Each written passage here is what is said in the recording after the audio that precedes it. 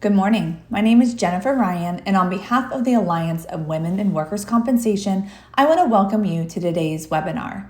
Today's webinar is titled Navigating Career Change, will last approximately 1 hour and is a pre-recorded webinar being broadcasted today, August 11th, 2022. Before we get started, I would like to thank our 2022 corporate sponsors for their support on hosting events such as this.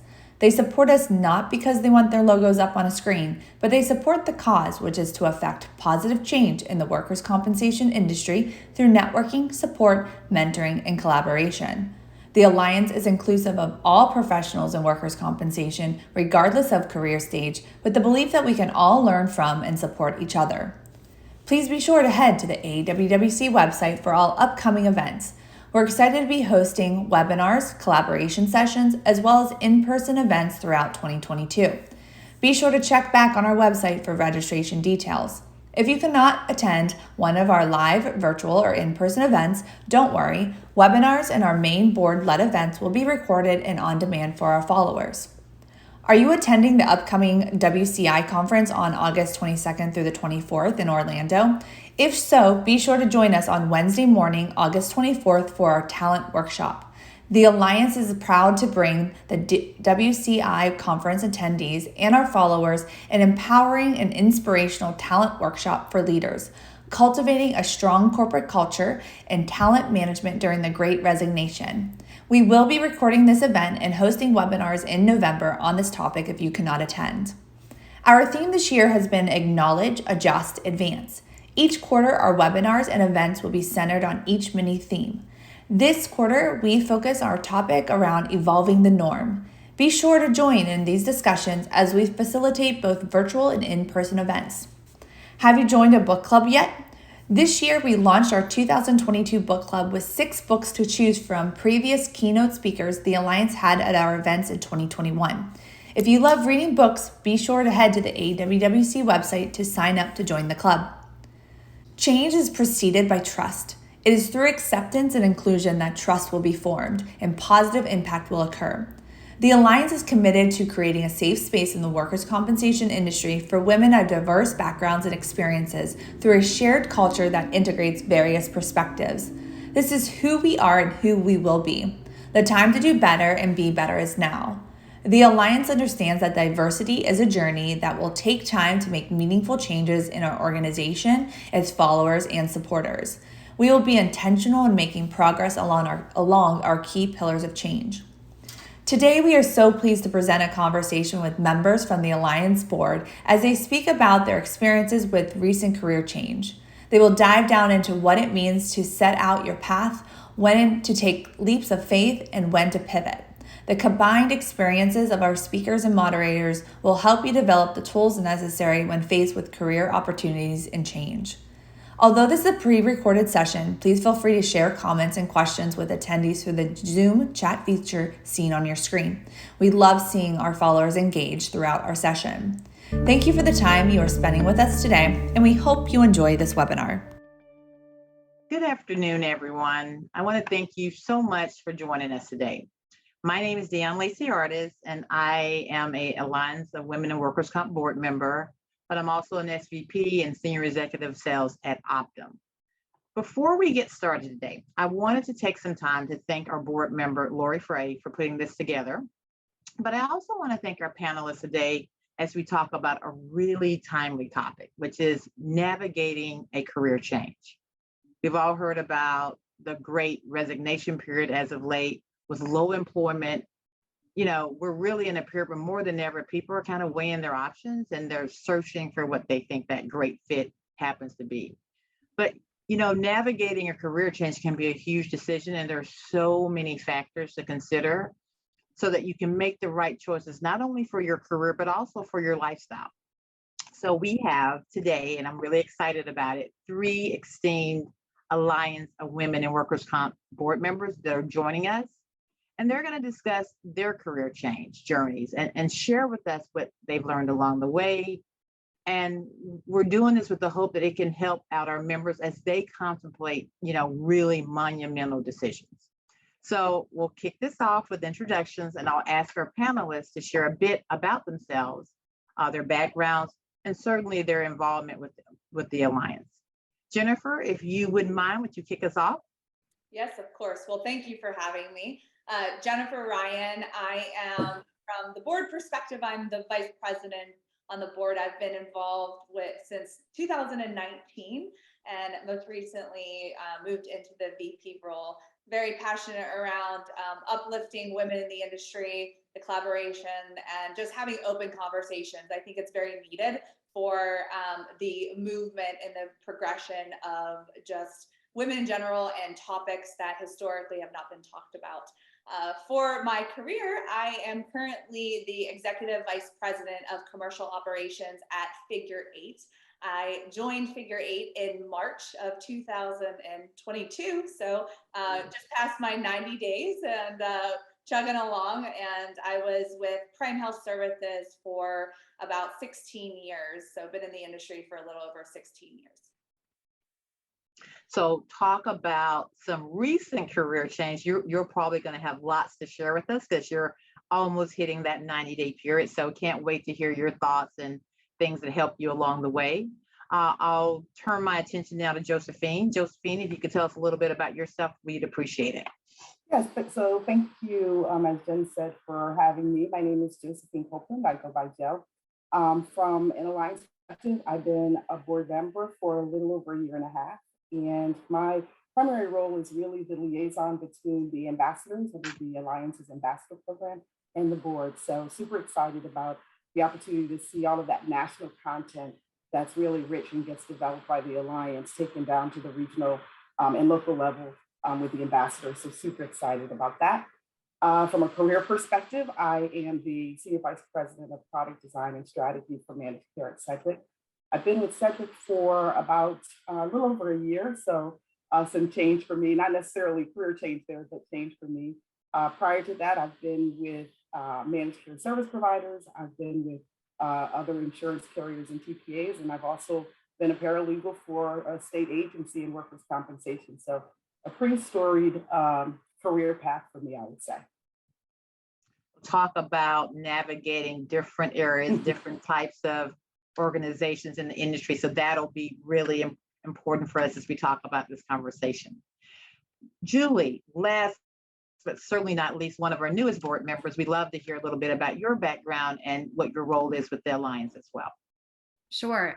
Thank you so much for having me. I'm really excited to be here. My name is Julie Fetherman, and from an Alliance perspective, I have been an ambassador for the past several years here in the Central Florida area, and most recently joined the board to be over in-person events. So all of the board-led events, some of the exciting workshops that you see at the conferences, such as the talent workshop coming up at WCI next month, I'll have a chance to work with the board and our ambassadors and our followers, and really making sure these events are enriching and offering education and support. From a career perspective, I recently took the position of Chief Client Officer for an insurtech company called GainLife. Prior to that, I was consulting for them and a couple of other companies that were outside of the industry. And prior to that was the Associate Executive Director for WCI. So in the span of probably a little over a year and a half, have been in several different roles and had to make some unique decisions. So I'm really excited to be here and talk with you all about your experiences and your journeys. Once again, really different perspectives, really varied perspectives from a timing and different opportunities. So I expect that we'll have a really robust conversation today about career change and what that means to everyone from that standpoint. So let's just get started. We'll jump right into it. I'll start with you, Julie, since you just last were speaking. I think it's important for us to ask you, as you were thinking about making a career change and you had a couple of different things, can you tell us a little bit about what was it that intrigued you about making a change, and why did you even consider it in the first place? Yeah, absolutely. So my story goes to WCI, really. That was a job I was so excited to have. It was in my backyard. It was just a unique role. And then, joined, it was November of 2019. And as everyone remembers, March of 2020, COVID kind of shut down the world.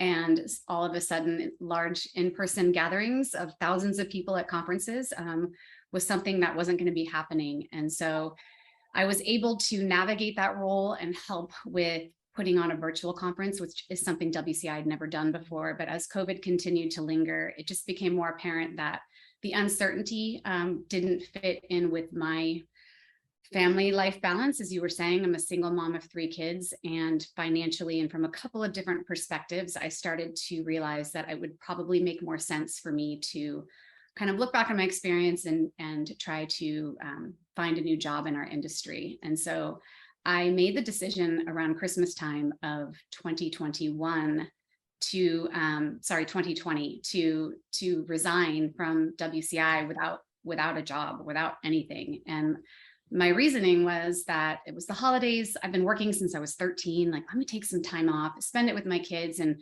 figure out what I really want to do. Because I think that I had just I'd gone from company to company, position to position, and accepted any kind of promotion and growth without taking the time to think, what do I really want to do? So for me, having some time to sit back and reflect on what was best for my family and I, and my work-life balance at the time, was probably the biggest initiator of that change. And then really making sure that I had resources to be able to do that. Everyone thought I was crazy. You're a single mom of 3 kids and you're quitting your job in COVID and you don't have one.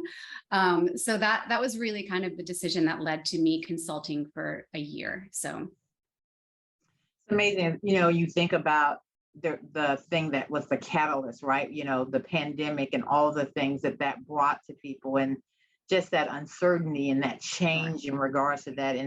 And you made a decision where you really bet on yourself, right? To do the right thing for you and your family, that kind of pushed you in that direction. I think that's a really intriguing thought about how do you kind of navigate through that process as well. I think I'd ask Jen, tell us a little bit about your career change, because it sounded like you also were making some changes around this time where we're still in the pandemic. And I wonder if that had any bearing on it, or just what were the things that made you consider such a large change in your life as well? Yeah, so I was thinking through how to even answer this question, because there's a couple different threads of what ultimately brought me to the decision to make the change. One is COVID. As I run really fast. My family around me says I'm a 40,000 foot life person. You're flying all over the place. You're not stopping. And when COVID hit, you go from, I think I traveled 9 weeks in a row to nothing. And having that moment of stillness and really embracing just acknowledging life and what you value and what you want your life to be, started raising questions on, for me, it was, Jen, you've always thought you wanted to be this for your career. Do you really want to be that? What is valuable to you? What type of leader do you want to be? What type of culture do you want to be involved in? And those type of questions kept reigning true throughout like the whole COVID. And then in 2021, opening up those questions, I never allowed myself to think those questions. I think I closed them in a box because I love Prime Health. Prime Health has been my company that I've been with since I started in the industry. So right out of college, I didn't know anything about workers' comp. I think I called it workman's comp at the beginning, and we all know that you don't say that. Yeah. Number one, I didn't know what a PPO was, and now I'm well versed in that. And so growing up in the industry and being so appreciative of what I've learned in the organization, I never thought I was going to leave. I would even probably say that most people thought that I was primed for life. And that hit me too of, okay, is there more? What do I want? And then also with the Alliance, being in this network of strong women and understanding your why and asking those questions gave me a different perspective. I always tell people that my opinion, what I believe in today, is based off of my experiences and the information that I've gathered up until this point. You can provide something different to me, could kind of shift my perspective and what I'm looking at. And from that, that's really where I started realizing that it was time for me to close a chapter.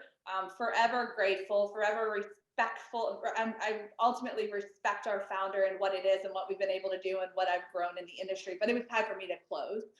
And so that was one decision. Then the other decision was, okay, well, what do I do? I don't know. And for the first time in my life, I really didn't have a plan. And some of my strong mentors really told me that if I could, don't jump into something right away. Kind of like what Julie said, is if you have the ability, especially with me being in this organization through my whole career, take some space and learn, figure out exactly what you want to do.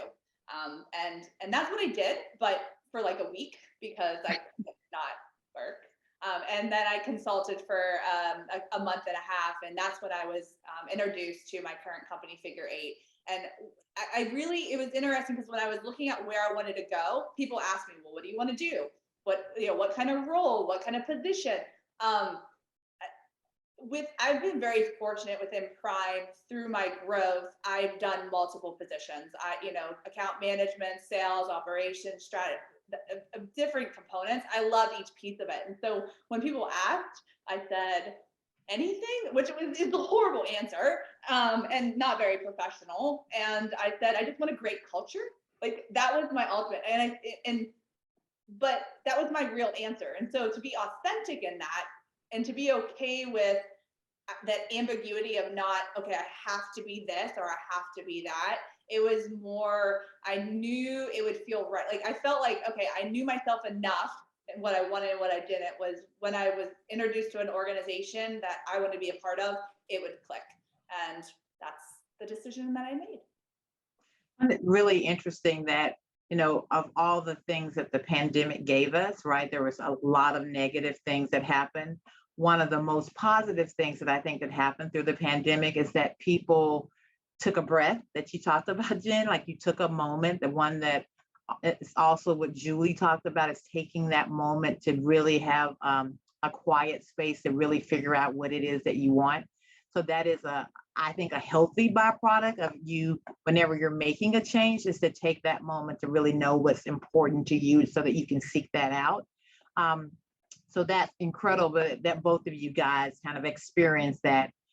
Josephine, I would turn to you right now and I would ask you, you made a change recently too. What were some of the drivers for you in that regard? I didn't have any of the experiences that they, one thing that Jennifer, that you said that really struck me was around culture. And so a lot of opportunities get presented to people for a lot of different reasons. And I think recognizing in each stage of my life where a change was presented to me was understanding what was important to me at that time. And that it did change over time. I mean, when I had younger children, certain things were important to me. And now in this part of my career, different things are important to me. And I would say culture and opportunity are the two big ones for me. So Jen, when you said, you wanted a certain culture, that hit me and resonated with me, because that's exactly what I think about when I think about the changes that I made when I made a decision to move. The other thing is the opportunity to learn something new. I mean, I've talked about the different places that I've worked, and each opportunity gave me the chance to do something. In one change, I got the chance to do something with people I didn't know, to do a thing I'd never done before, and I'd be doing it at home when I'd been taking a train into Philadelphia for 5 days a week. And that was a lot of change and transition. And I'm not a person who likes change for the sake of change, but those kinds of things intrigue me, like the ability and the opportunity to do something different, to build something, which is why this position is so intriguing. It's about, product design and strategy. And that's all about how do you collaborate with people? How do you, get your hands dirty to design something that's going to be really meaningful? And so in each opportunity, I just had to take stock less around position and title and more around the things that made me happy, the things that fulfilled me, that gave me job satisfaction as I was doing it. And that's really, I didn't know that, I don't think, earlier in my career when I was making changes. I was making changes because I was, doing some other things, trying to learn some things. But I think now it's really about, I've done a lot of things. I know the things that feed my soul and give me satisfaction when I do them. And so anytime I'm looking at a career opportunity, and this one is no different, it was about, will it include enough of the things that I would love to do to make it worthwhile? Because nothing's going to be perfect. You're never going to know everything when you get into a job.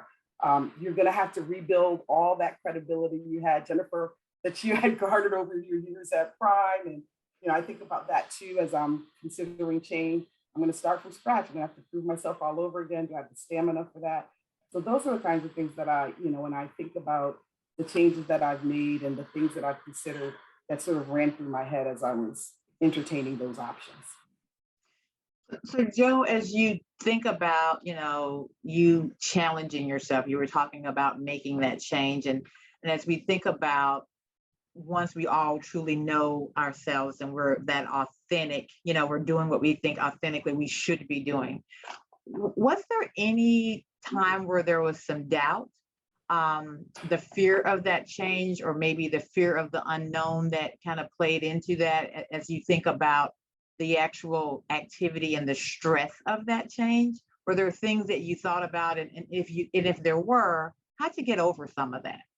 Yeah, if you could have been a fly on the wall in my calls with my mentor, particularly in this job. So, everyone knows where I work, Sedgwick, as a CPA, and I'd not worked at a place of this size or caliber before.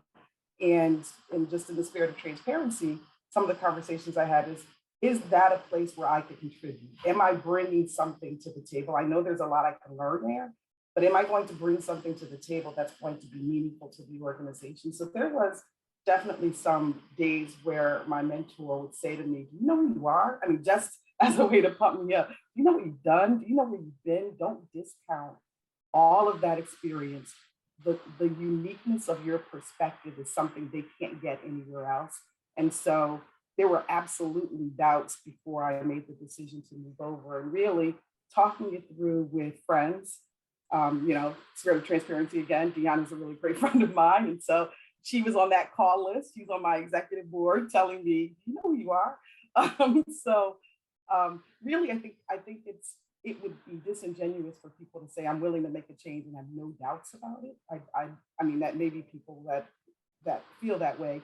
But I'm more commonly meet people who always have doubts about a thing. It's really how you respond to those doubts and how you move past them that I think sets you up to really have a career trajectory that is yours to determine. I think I will always be on hopefully I'll stay on your board. That'll be amazing if I can. But certainly you've been on my board as well as I've made changes too. So it's nice to hear that. Thank you so much. I think the question I would ask, Jen, I would direct this to you, and Julie, certainly you as well. Both of you talked about that period where you didn't know what you're going to do next. You both took that leap of faith so much, right? You were like, I'm going to step out on faith. And Joe mentioned something that I think is really important. Joe mentioned something that I think is really important, and that was really about, once you make that decision and having faith in yourself. And so if you guys could talk a little bit, and Jen, I'll direct that to you. If you could talk to us a little bit about when you made that decision, how would you recommend that people, once you've made the decision to leave, how would you recommend that people kind of initiate that change? What were the things that you did to make sure you were ready to step out on faith? Because that means a lot of different things. It doesn't mean, Jen, you said you were a planner. So I'm coming back to you, like you had a plan. So as you had that plan, what were the things that you were thinking about so that you could make sure you could land on your feet? Yeah, so real talk, I will say that I could not have done this alone. I am a strong individual. I normally know what I want, but for me, this transition, if it wasn't for the core individuals around me that was my support when I did not have it, or was not my confidence when I did not have it, or was not my guiding light when I did not have it, I don't think I would be sitting here today telling you this story.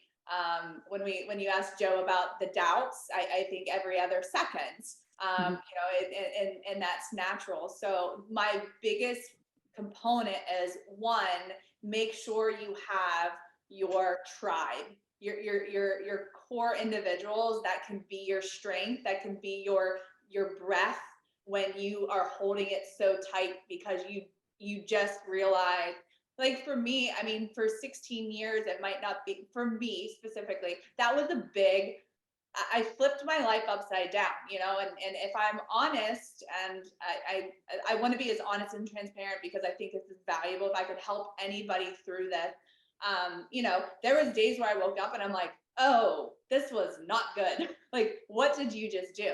But to have those individuals that say, no, like, you are valuable, you do have expertise, you will find your place. Everyone has a chapter. And and one thing that helped me too, I actually was talking to my 89-year-old grandma, and she was like, when you talk to that generation, the life that they have lived, we live so many different chapters. Sometimes I was so tunnel visioned that I'm like, oh my gosh, like I just this has been my world, and now what? When you realize the life that you have, you can step back and breathe. One, so that was the tribe and getting different perspectives.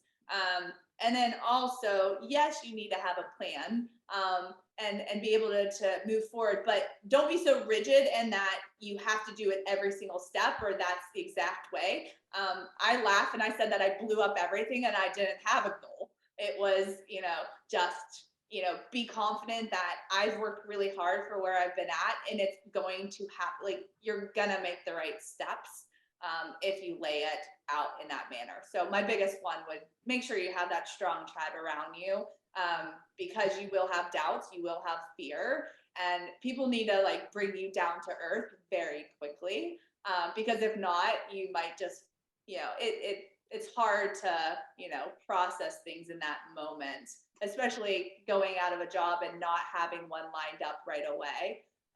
That limbo piece was freeing, but it was the most terrifying for me from a professional standpoint. I love that you said two things that I think are really important. The chapters of people's lives, right? There's so we sometimes get so inwardly involved, we forget that there's all these different things that we can do, and we're multi-talented in that way. So I think that's really important in the tribe, right? I like to call it the sanity check people. Like, when I'm thinking one way, then I call people and say, am I thinking about this right? And so having a really strong group of people that support you in those decisions, that help buoy your spirit, so to speak, is really, really important.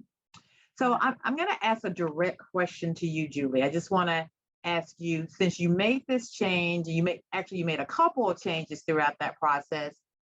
What was the challenge that you weren't expecting as you made those changes, and how did you manage through those challenges? That's a great question.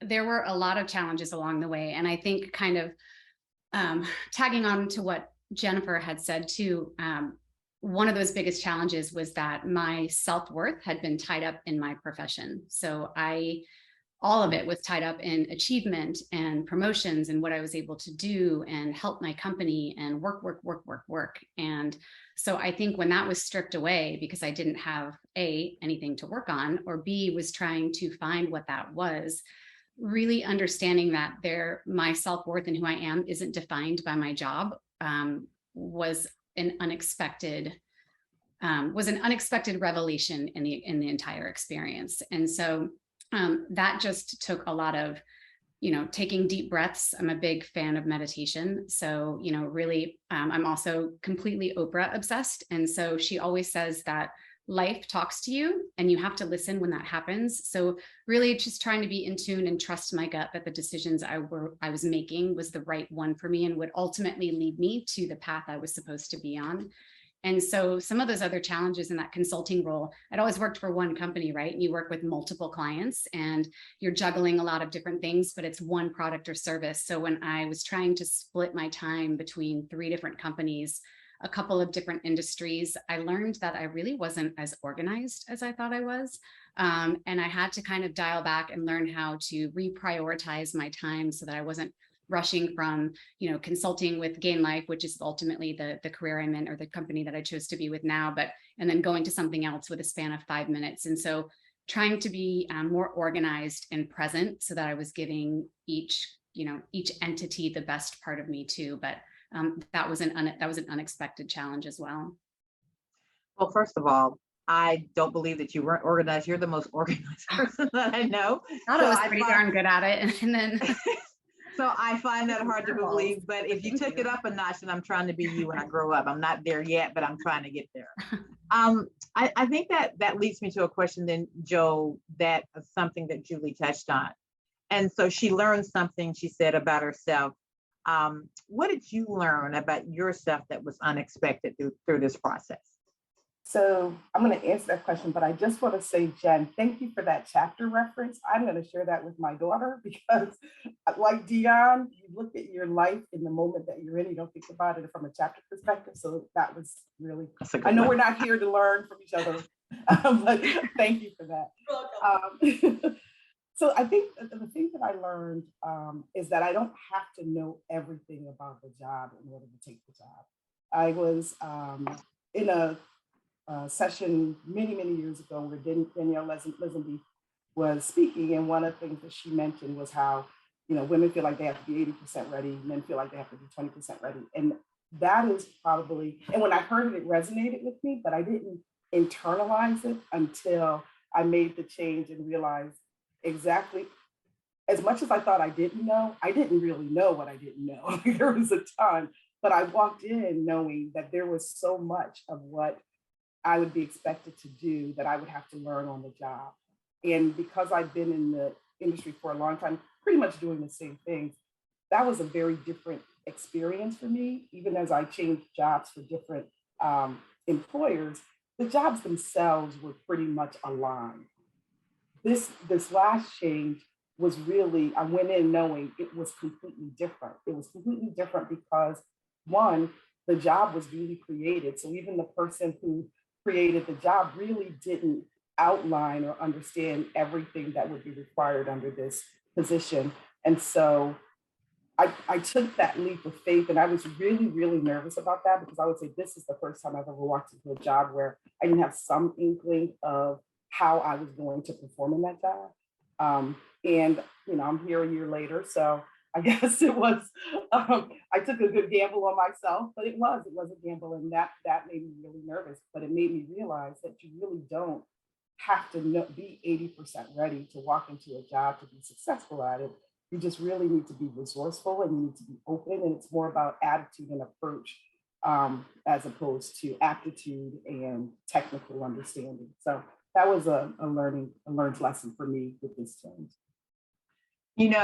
Kara Sandberg wrote that book about leaning in, and that term became really popular. And so it's nice to know that you took something from that and realized that you didn't have to know everything. I think one of the biggest problems that women sometimes have is that lack of confidence, which I think all of you guys have talked about how you needed that and how you then had to talk to people to help you keep that going.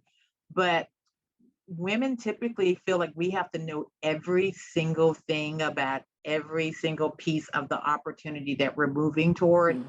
And I don't think that's the same kind of atrophy that men have as a whole. So, we don't have to know everything. And so that's an important piece of it too. That kind of makes me pivot to something, Jen, that I wanted to ask you about a little bit. You've been with your company for 90 days. Are there any tricks or tools or anything that you've learned or things that you've used as ways to help you as you kind of navigate coming into something that is so incredibly different from what you've done, even though you've had a career that's kind of touched on a lot of different, aspects of working, being client facing and working with customers? Yeah, so Joe, I like how you said you don't have to know everything at once, but I went into this saying that I needed to learn as quickly as possible because I was starting from scratch, and I love my organization. they're brilliant individuals, brilliant. And when I came in, I'm like, oh, okay, I'm Midwestern Ohio and I'm in workers' comp, and then there's little me, and I need to make sure I know everything.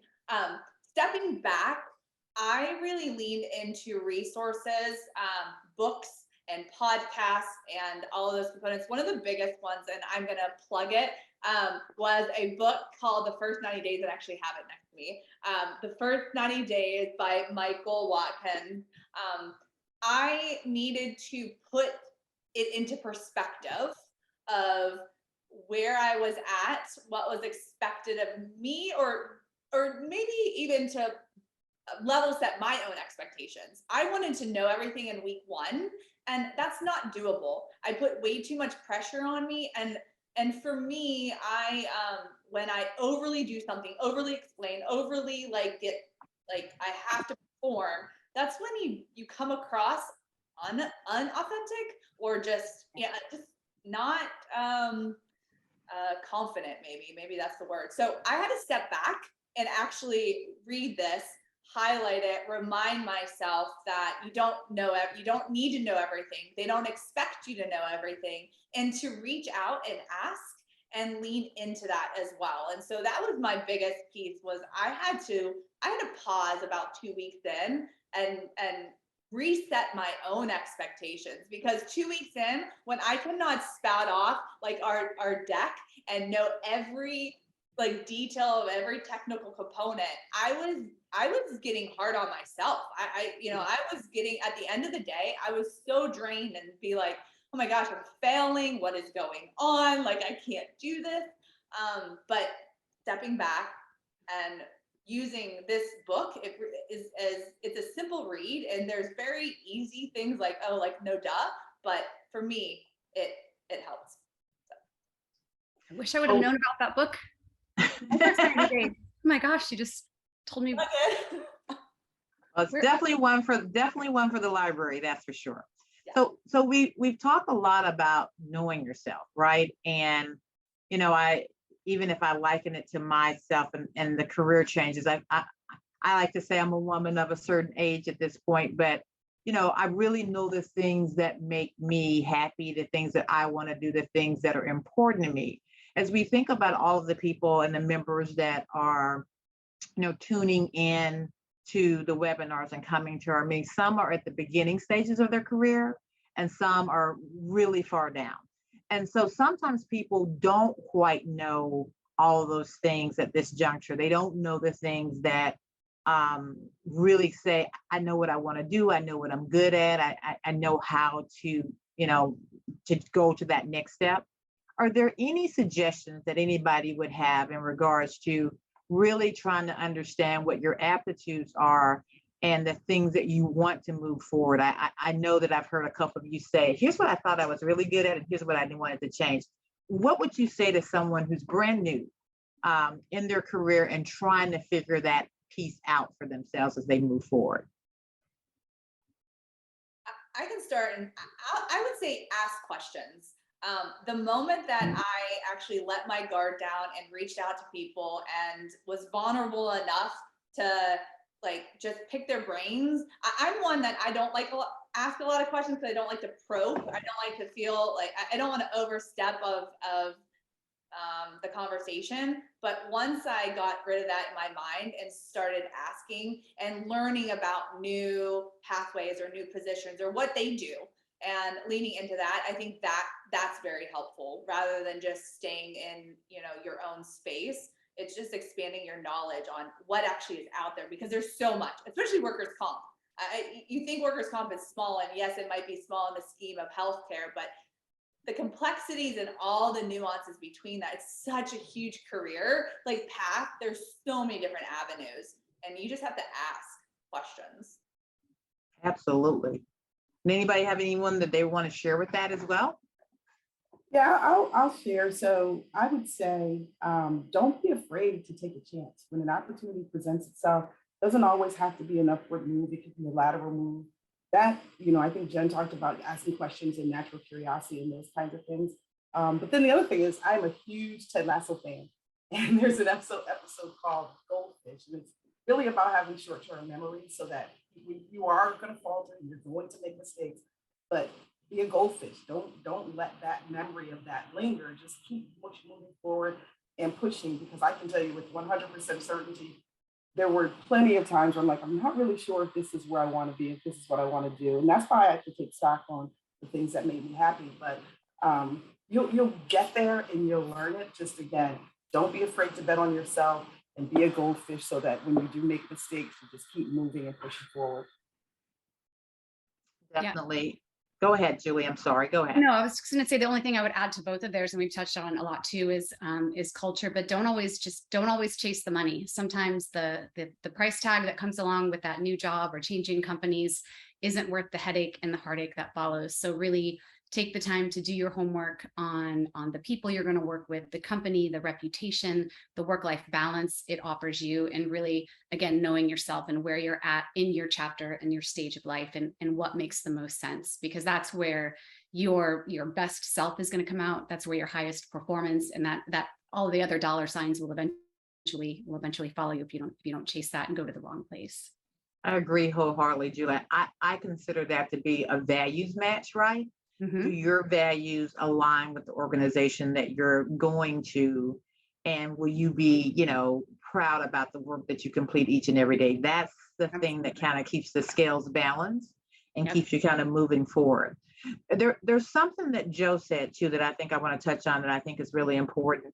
It's about, she said, maybe sometimes you make a move and it's a lateral move. And I think we've all talked about how we've had plans and you want to move forward and you kind of have this preset notion about what you need to do.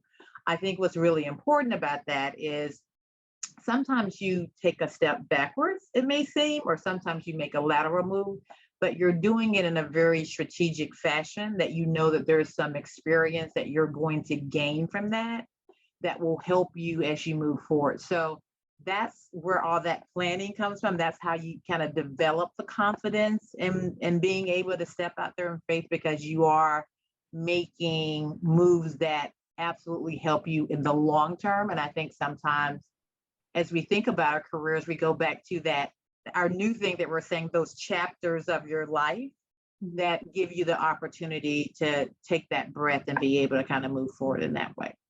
Yeah, another thing that resonates about changing. One of my dear mentors, I respect her immensely, told me that the saying, "the grass isn't always greener on the other side." She said, "However, there's grass and it will grow, and you can cut it and you can learn." So don't be fearful that if you make a change and it's not the right one, it's okay.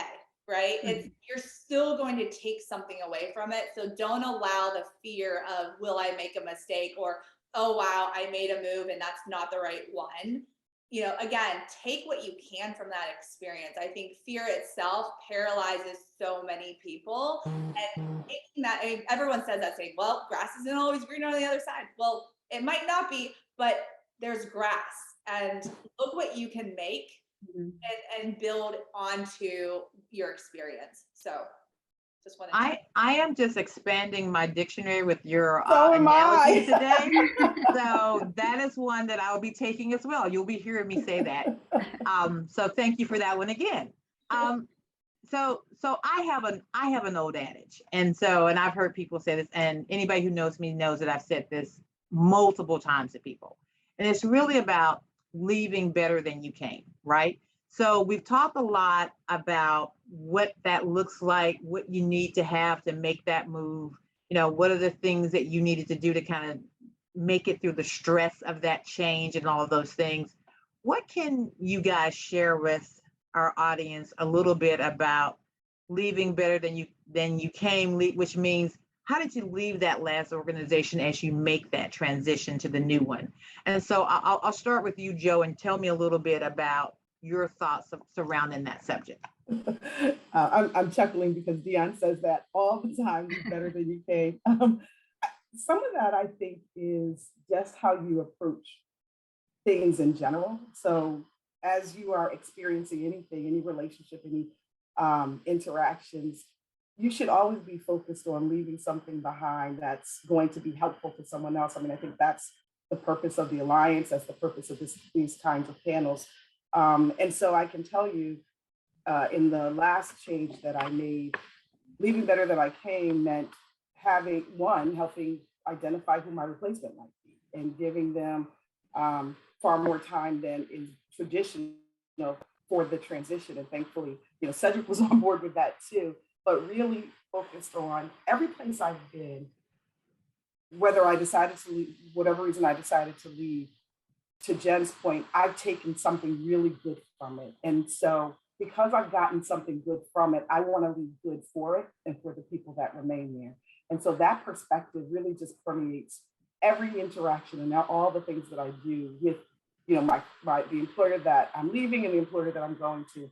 And I also think it sends a really positive message to your new employer that you are trying to leave your old employer in a better position, because it says something about what they can expect from you as a new employee. So I think that is uber important. I think there are different ways to do it depending on someone's circumstances.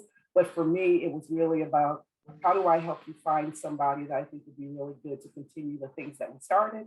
And how do I give you enough time to bring that person in so that the disruption to the things you're trying to accomplish as an organization are as minimal as possible. So that for me is what I did in this last transition. All right. Julie, what are your thoughts about leaving better than you came?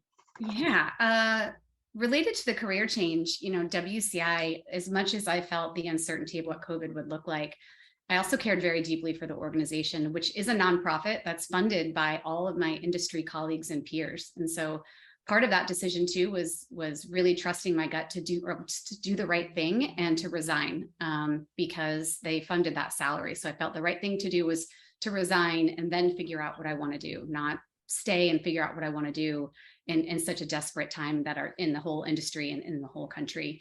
And then I would say for leaving the industry better than when it came, again, what Joe said, that's, a big part of my passion for being a part of the Alliance, and mentorship comes to mind for that. I was like Jen, I got my start in the industry right out of college. I was 22, and it was a tough time being 22, in 1998, trying to go sell things. And, women weren't very nice. They didn't want to help lift you up and be your cheerleader and help you succeed in a lot of ways. There were some really great women, and it was a different time that we were all living in then. And so a big goal and what I want to do is just make it easier for the new people who are coming into our industry and be a big cheerleader and be a support and be able to offer expertise and connect them with other people if I can't help them. And so I feel like that's something that I'm really passionate about in terms of leaving the industry better than when I found it. I love it. Amazing. Jen, any thoughts about that as well? Yeah, so, my experience was so different because Prime was my home, right? The individuals were my family. Me, being the COO, I was the second in command of the organization and, reported directly to the founder. And so as I was exiting, we try to do it as we're, delicately and talking with individuals. I'm so fortunate that my founder actually had me do a video that we presented to the organization of my exit. And that just felt so good to be able to, exit in that way. When leading up to that, just ensuring that same thing, that all of your information is in order, that people could readily get that info.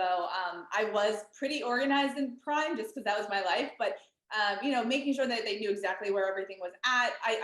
And really keeping that door open to say, hey, I get it. I've been there for 16 years. Feel free to reach out if you have questions, because a lot of it is in my head. And go from there. I think it's very important, like Joe said, is if you do decide to exit, make sure that you exit in a way that is respectable, and they as you're leaving, they tell you, hey, if you ever want to come back, the door is always open. In that way, maybe they won't say that, but leave it in the way that you never know. Two, this industry is extremely small. You might leave a company and 6 months later, you might be acquired and you might be together again. So, but I would just be doing it in the right way, and leave your legacy of what you did at the organization in a positive note, because it will come back around.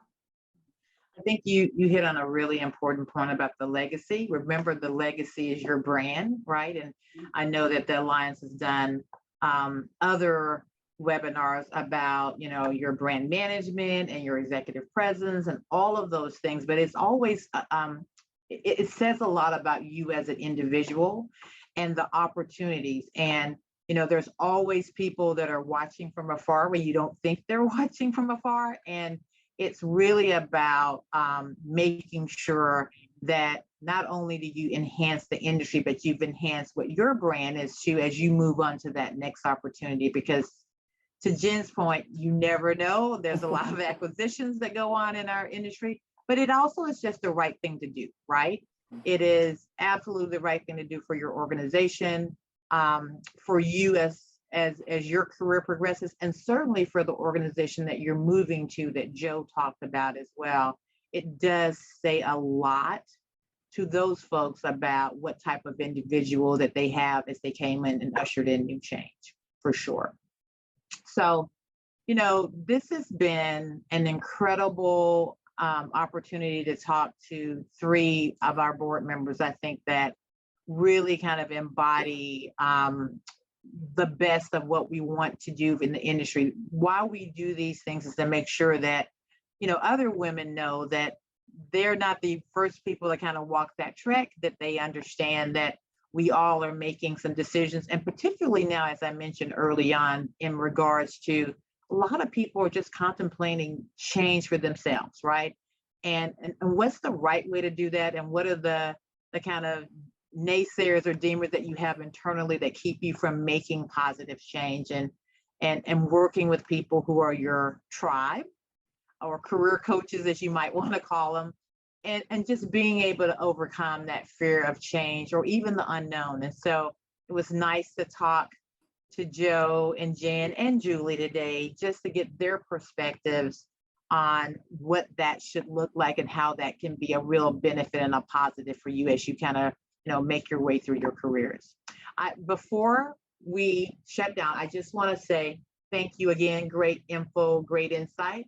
Is there anything else that anybody wants to leave our audience with before we take it in? I just want to make sure that we didn't leave out something that's really important that people would want to share. Okay.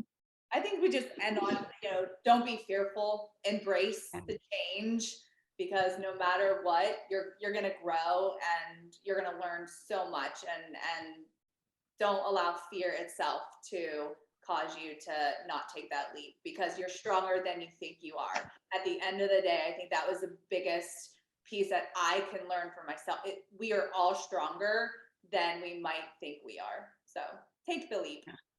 And be really gentle on yourself. Be positive. Talk positive. High five yourself in the mirror every morning. You got this. Don't no negative self-talk, because like Jen said, you're stronger than you think. And I would just say, if you can't high five yourself, make sure you have a tribe that will high five you and tell you how great you are. Absolutely. Lots of sticky notes on that mirror, affirmations in the morning, whatever you got to do to get yourself motivated, for sure. Cannot say that enough. Confidence and change is inevitable. So you have to kind of move with that and move forward. Such great info, ladies, and insight. Thank you so much for joining. I appreciate anyone that's tuning in for this. Please don't forget to share and to like this, and keep your comments coming in, and because we absolutely consider feedback to be a gift. And so just want to say to everyone, have a great day. We'll see you at the next webinar and maybe an in-person event real soon. Thanks everybody for tuning in. Thank you so much. Thank you. Thank you. Thanks, guys.